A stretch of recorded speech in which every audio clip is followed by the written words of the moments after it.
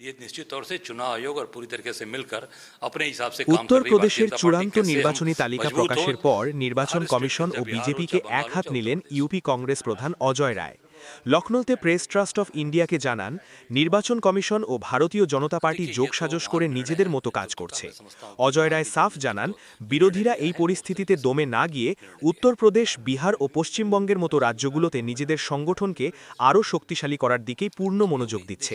প্রধানমন্ত্রী মোদির বোমা তৈরি সংক্রান্ত মন্তব্যের তীব্র নিন্দা করে অজয় রায় বলেন, প্রধানমন্ত্রী নিজের রাজ্যের ত্রুটি দেখতে পান না।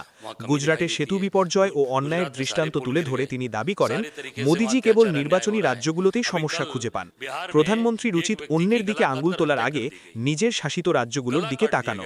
Times of south Asia, Uttar Pradesh, India.